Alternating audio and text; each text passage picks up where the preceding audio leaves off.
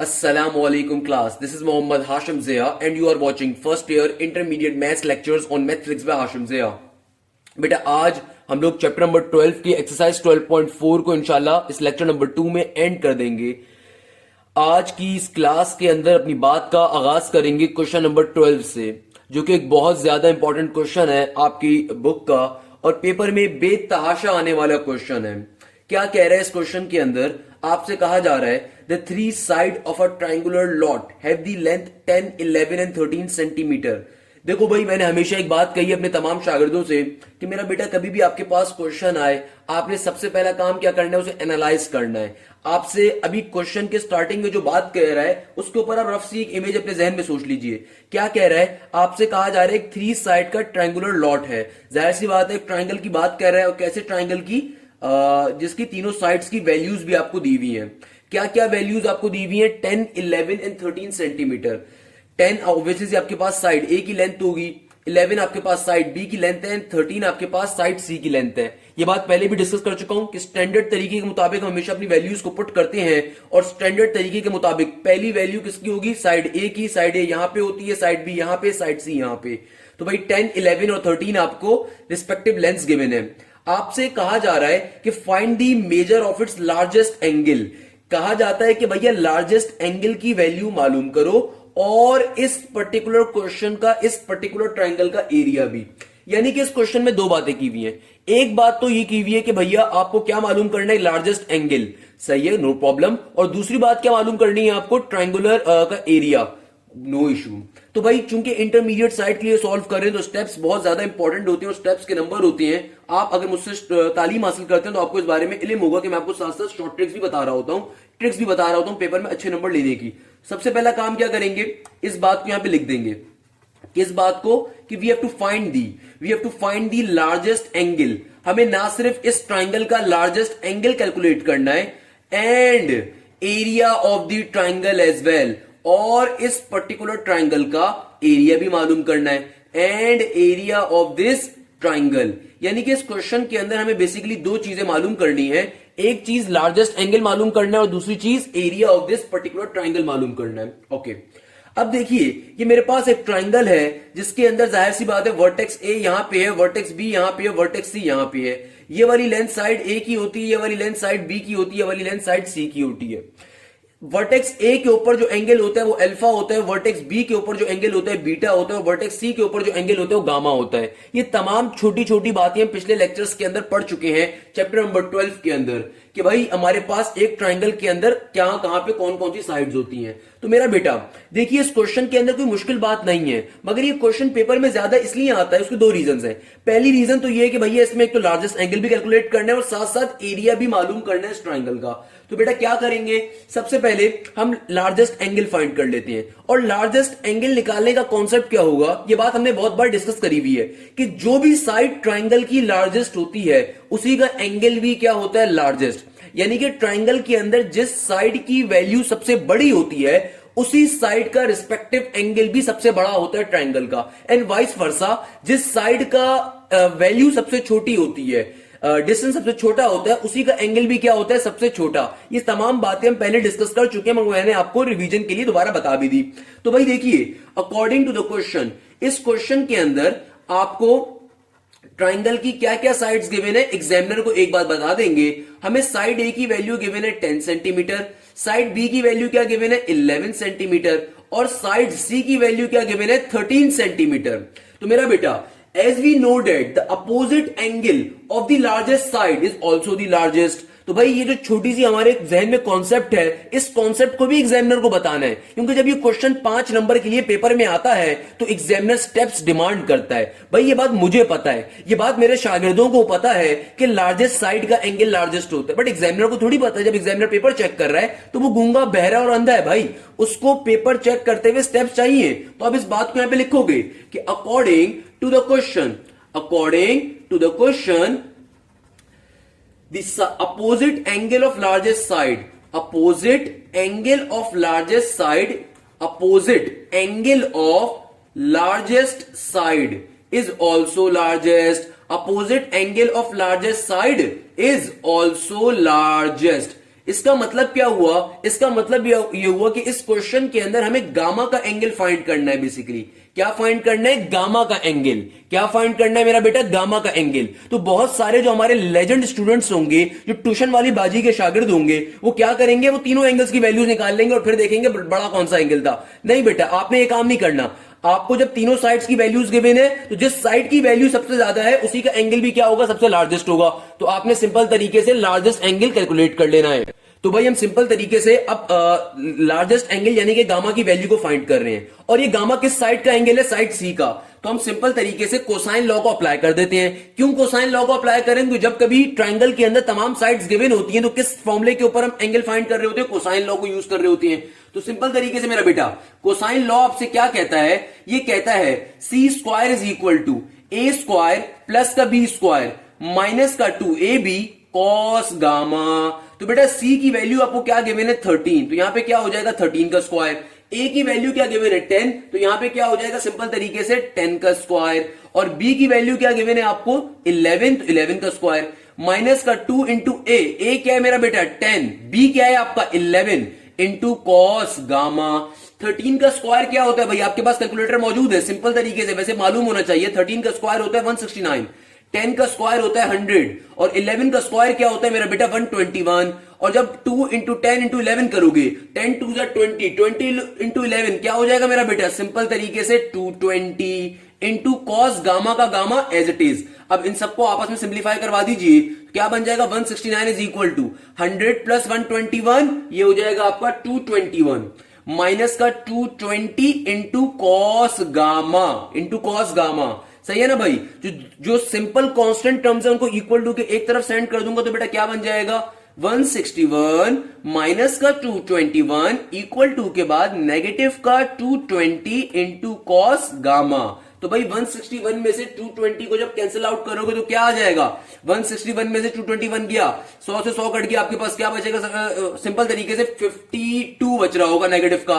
क्या बचेगा आपके पास 161 माइनस का 221 नेगेटिव का 52 इक्वल टू के बाद नेगेटिव का 220 into cos gamma as it is. Negative से नेगेटिव कैंसिल आउट, ये 220 यहां पे कॉस गामा से क्या हो रहा है मल्टीप्लाई, इक्वल टू के दूसरी तरफ जाके क्या हो जाएगा 52 से डिवाइड। तो कॉस गामा क्या हो जाएगा आपके पास, cos gamma will be 52 divided by 220।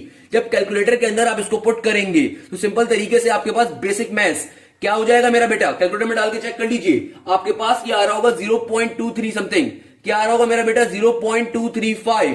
Clear है भाई। हमें गामा का एंगल चाहिए, तो कॉस यहां पे गामा का क्या है ट्रिगोनोमेट्रिक फंक्शन, इसको जब इक्वल टू के दूसरी तरफ सेंड करेंगे तो वहां पे जाके क्या बन जाएगा कॉस इनवर्स 0.235। तो मेरा बेटा सिंपल तरीके से अपने कैलकुलेटर को ओपन करिए, वहां पे शिफ्ट दबा के कॉस के ऊपर जाएंगे तो कॉस इनवर्स आ जाएगा, उसके अंदर 0.235 डाल दीजिए तो आपके पास गामा का एंगल क्या आ जाएगा, आपके पास गामा का एंगल आ जाएगा 76.39 समथिंग। क्लियर है मेरा बेटा, क्या आ जाएगा 76.39 समथिंग आ जाएगा आपका। ये क्या आ गया आपका गामा का एंगल आ गया। और इस क्वेश्चन का पहला जो पार्ट था हमने वो कंप्लीट कर लिया। क्वेश्चन में पहले नंबर पे क्या कह रहा था, we have to find the largest angle. तो जो साइड सी का एंगल है वो सबसे लार्जेस्ट था, तो हमने सिंपल तरीके से उसको कैलकुलेट कर लिया। अब क्वेश्चन का दूसरा पार्ट क्या है, we have to find the area, we have to find the area. तो बेटा एरिया कैसे निकालेंगे, अब देखिए एरिया निकालने के लिए आपकी चॉइस है। चूंकि क्वेश्चन में तीनों साइड्स गिवन है तो आप तीनों साइड्स वाला एरिया ऑफ ट्रायंगल का फॉर्मूला भी यूज कर सकते हो, जिसको हीरोज लॉ भी कहते हैं। आप दूसरा वाला भी यूज कर सकते हो, आप पहला वाला भी यूज कर सकते हो, मगर चूंकि ज्यादा आसान ये है कि आप सिंपल तरीके से 2 साइड्स इन 1 एंगल के ऊपर फाइंड कर लीजिए। आप चाहें तो तीनों साइड्स वाला भी यूज कर सकते हैं, मगर काम को मुश्किल नहीं करना, आसान कर देते हैं भाई। तो कौन सा वाला फॉर्मूला यूज कर रहे हैं हम लोग, 2 साइड्स और एक एंगल। और क्या शॉर्ट ट्रिक बताई थी कि कभी भी आपको अगर 2 साइड्स और एक एंगल गिवन है, किस पैटर्न पे निकालोगे, जो 2 साइड्स गिवन है उनके अलावा वाला एंगल आते हैं हमेशा। तो क्या बन जाएगा, area of the triangle is equal to half का half A into B sine gamma. क्या हो जाएगा, हाफ का half A into B sine gamma. तो मेरा बेटा सिंपल तरीके से हाफ का half as it is, A की वैल्यू क्या है आपके पास 10, बी की वैल्यू क्या है आपके पास 11 और साइन का sine as it is. Gamma की वैल्यू हमारे पास क्या आई 76.39, क्या आई मेरा बेटा 76.39।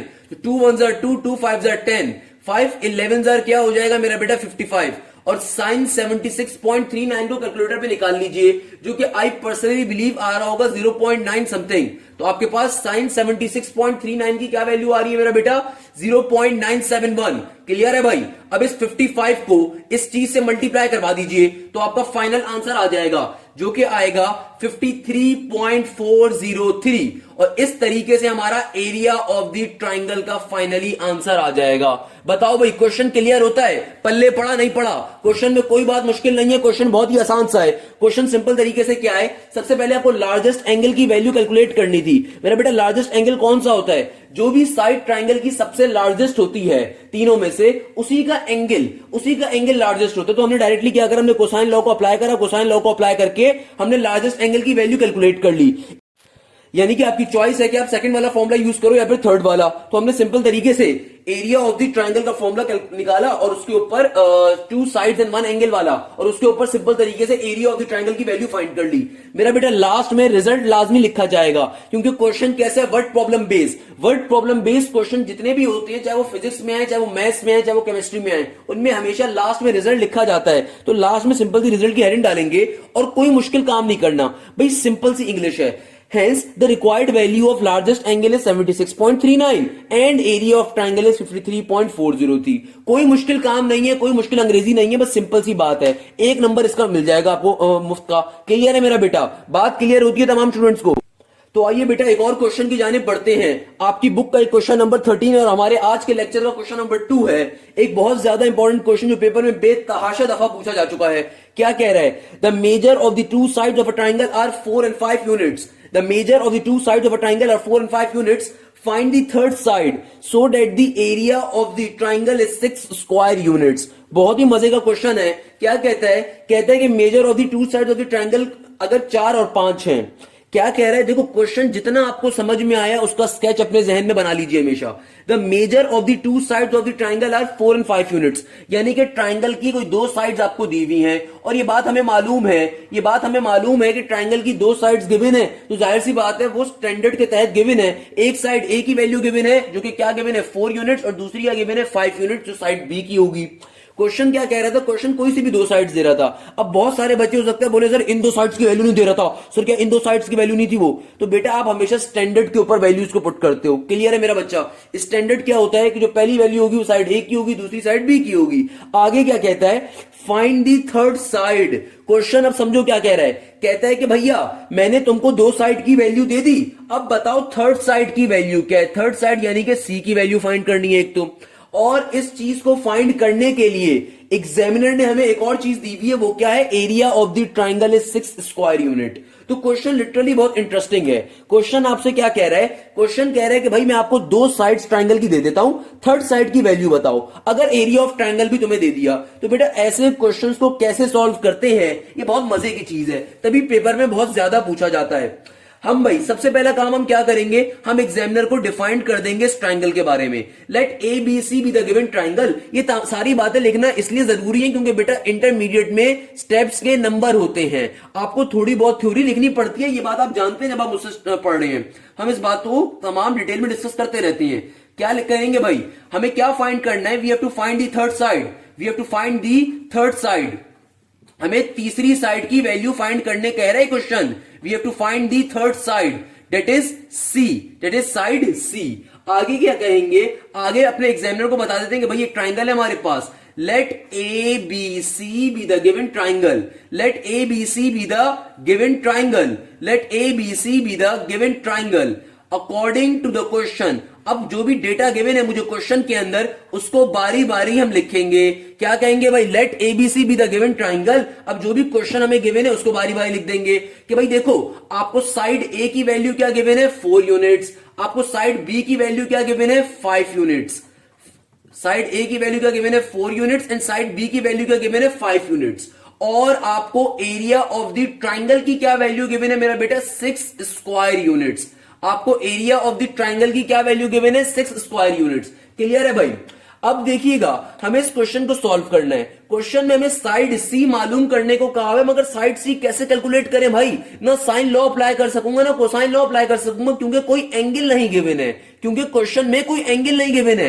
अगर तो ये क्वेश्चन इतना सिंपल होता तो भाई फिर मैं एक्सरसाइज 12.2 या 3 में करवाता ना आपको, मगर क्वेश्चन के अंदर तो आपको कोई एंगल नहीं दिया हुआ और फिर भी तीसरी साइड निकालनी है। तो बहुत सारे बच्चे उसको परेशान होते हैं, सर ऐसे क्वेश्चन को कैसे करेंगे? तो बेटा देखिए, क्वेश्चन में हमें कोई और हिंट दी हुई है। क्या हिंट दी हुई है? हमें ये area of the triangle given है। अब ये एरिया ऑफ द ट्राइंगल इसीलिए गिवन है कि हम इस फॉर्मूले को या इस एरिया ऑफ द ट्राइंगल के किसी फॉर्मूले को यूज करते हुए साइड सी तक पहुंच सके। और वो कैसे पहुंचेंगे कि भाई देखो, हमें ये बात मालूम है, एज वी नो डेट, हमें ये बात मालूम है कि साइड सी अगर मुझे कैलकुलेट करनी है उसके लिए कोसाइन लॉ यूज कर सकता हूं। और कोसाइन लॉ क्या होता है? कोसाइन लॉ होता है C square is equal to A square plus का बी स्क्वायर माइनस का 2ab, जिसके रिस्पेक्ट से कोसाइन लॉ आ रहा है उसी का एंगल कॉस गामा।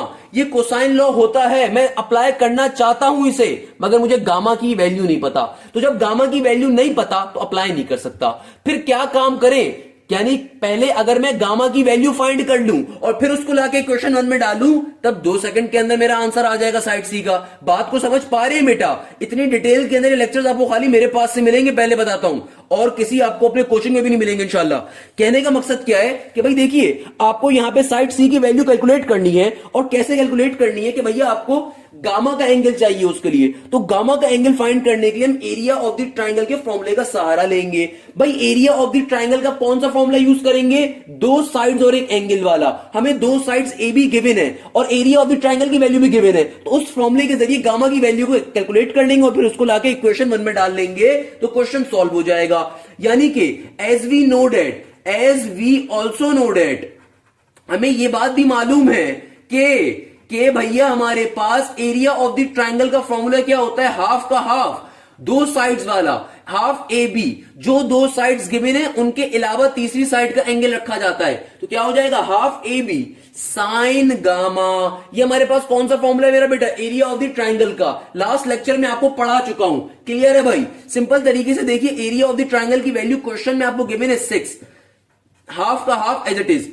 ए की वैल्यू गिवन है आपको 4, बी की वैल्यू गिवन है आपको 5, साइन का साइन एज इट इज, और गामा का एंगल यहां से हम निकालना चाहते हैं। देखिएगा 2 2s are 4, सिंपल तरीके से यहां पे क्या बन गया आपके पास? 6 is equal to 5 2s are 10 sine gamma. ये 10 यहां पे मल्टीप्लाई हो रहा है, वहां पे जाके 6 से क्या हो जाएगा मेरा बेटा? डिवाइड।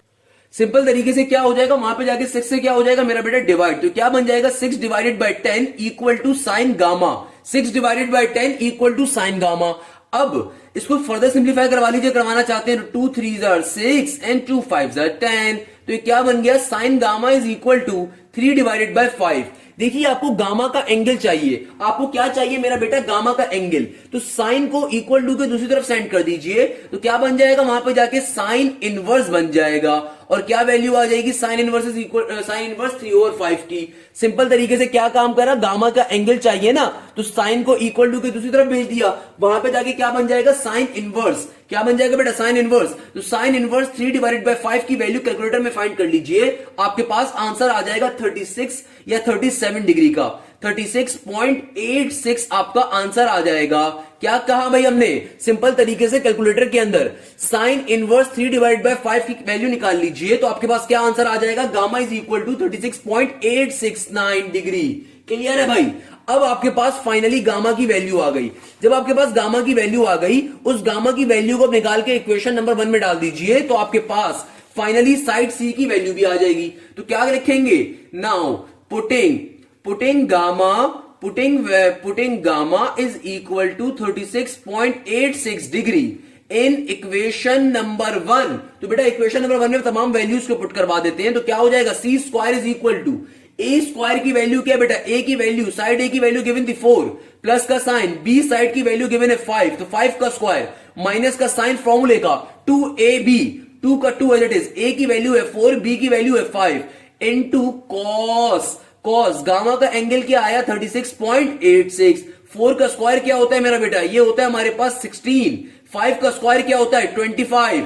तो 2 4s are 4 2s are 8 and 5 8s are 40, minus का 40 बन गया।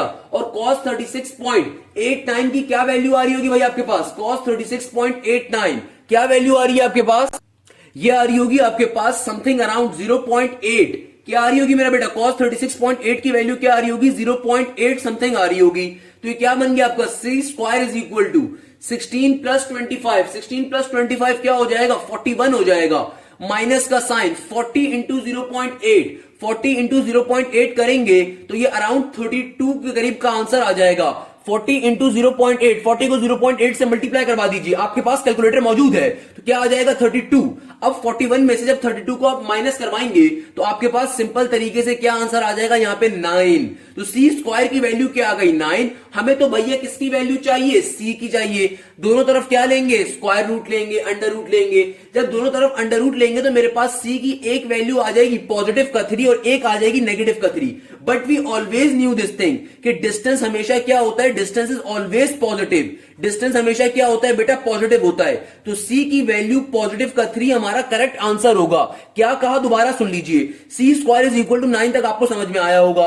अब जब कभी भी आप स्क्वायर रूट लेते हैं, कभी भी आप अंडर रूट लेते हैं, मेरा बेटा आपके पास हमेशा दो आंसर्स आते हैं, एक प्लस में एक माइनस में। बहुत से बच्चों को हो सकता है वाली बात ना पता हो। मेरा बेटा अगर आपने ट्यूशन वाली बाजी से कभी पढ़ा है inter first year second year, या फिर अगर आपने अपनी बचपन की कोई क्लास पढ़ी है, तो ट्यूशन वाली बाजी हमारे कॉन्सेप्ट का बिगाड़ा कर देती है। सही है ना भाई? इसमें बाजी भी शामिल होते हैं, बाजी भी शामिल होती है, दोनों शामिल है भाई, कोई जेंडर डिस्क्रिमिनेशन नहीं है। यानी कि कॉन्सेप्ट हमारे बनाए नहीं जाते, हमें बचपन की बातें नहीं बताई जाती कि कभी भी अगर आप अंडर रूट लेते हो तो आपके पास एक वैल्यू आती है पॉजिटिव में, एक आती है नेगेटिव के अंदर। तो यहां से फाइनली हमारे पास आंसर क्या आ जाएगा? पॉजिटिव का 3। क्यों? क्योंकि हमें साइड सी की वैल्यू चाहिए। और साइड सी है क्या? साइड सी ट्राइंगल की एक साइड की वैल्यू होगी। ट्राइंगल की साइड कभी भी नेगेटिव में नहीं हो सकती क्योंकि वो एक डिस्टेंस को रिप्रेजेंट कर रही है, इसलिए नेगेटिव वाली वैल्यू को निगलेक्ट कर दिया और पॉजिटिव की वैल्यू हमारा क्या हो जाएगी? आंसर हो जाएगी। तो लास्ट में सिंपल सा रिजल्ट लिख दोगे, hence the required value of third side, या हेंस द वैल्यू ऑफ सी, या hence the third side is 3 units. आपको जो इंग्लिश आसान लगती है वो रखनी है। बहुत सारे बच्चे कंफ्यूज हो जाते हैं, सर इंग्लिश नहीं आती सर, मसला होता है। मेरा बच्चा कोई मुश्किल चीज नहीं है। हमेशा कहा कि मैथ्स आसान करके बनाऊंगा तुम्हारे लिए, कि मैथ्स तुम्हें सबसे आसान लगेगी इंशाल्लाह। तो इंग्लिश में कोई मुश्किल चीज नहीं है, जो इंग्लिश तुम बना के लिख सको लिख दो, क्योंकि लास्ट में रिजल्ट लिखना है छोटा सा। क्लियर है भाई? अच्छा तो बेटा अब आज के लेक्चर के लास्ट क्वेश्चन के ऊपर बढ़ते हैं, जो कि ना सिर्फ आज के लेक्चर का लास्ट क्वेश्चन होगा बल्कि इस एक्सरसाइज का भी लास्ट क्वेश्चन होगा। आपकी बुक का क्वेश्चन नंबर 14।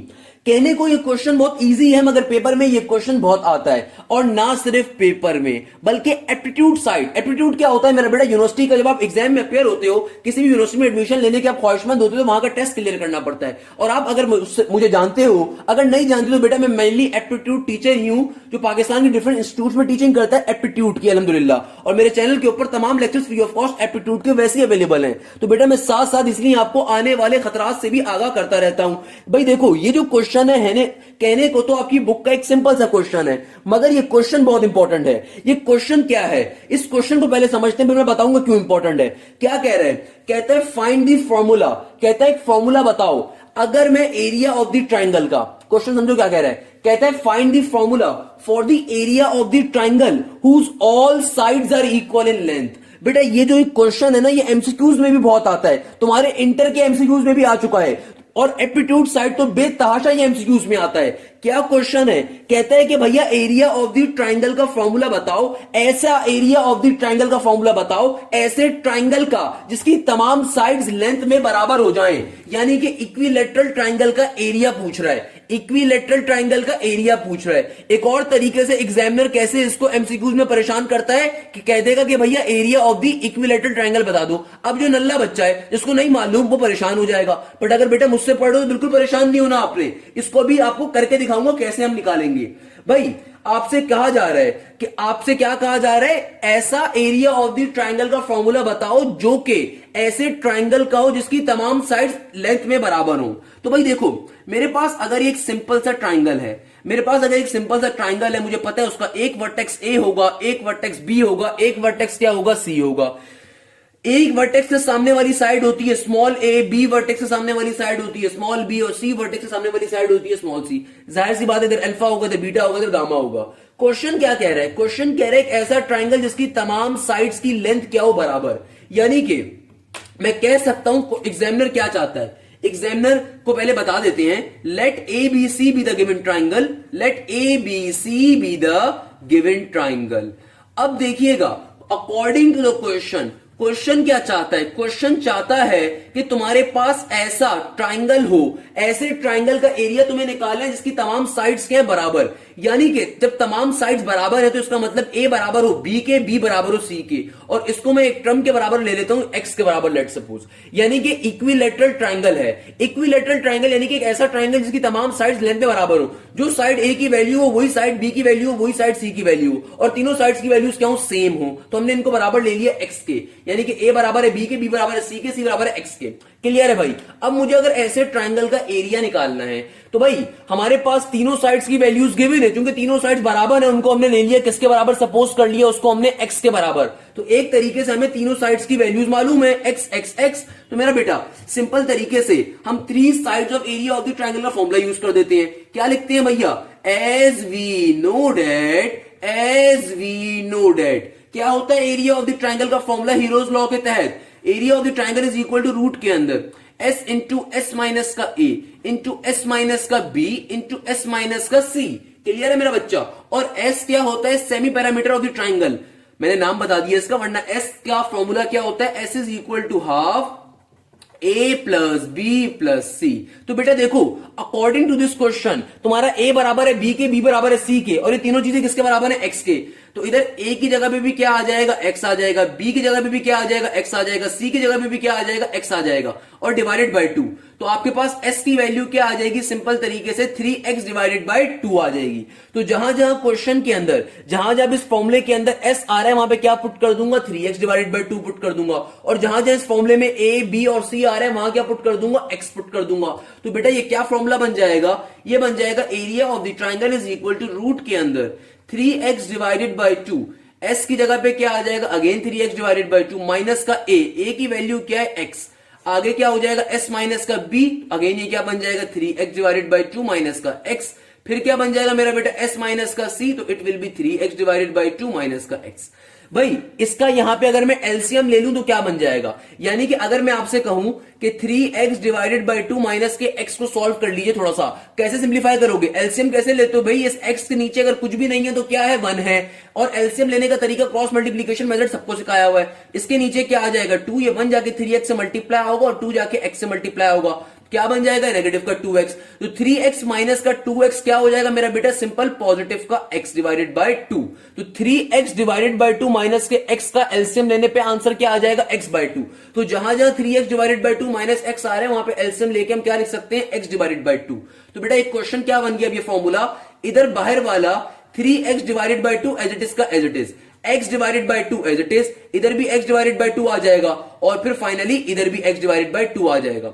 देखो ये अंडर रूट के अंदर है, तो अब ये तमाम चीजें क्योंकि मल्टीप्लाई हो रही हैं तो तमाम चीजों को मल्टीप्लाई करवा देते हैं। तो बेटा x x x क्या हो जाएगा? बचपन में अगर आपने ये बात नहीं पढ़ी तो मैं बता देता हूं, whenever two terms multiply and their bases are same, their power always add। तो क्या बन जाएगा? ऊपर x x x जब मल्टीप्लाई होगा तो x की power 4। Same goes for here, 2 2s are 4, 4 2s are 8 and 8 2s are क्या बन जाएगा? नीचे 16।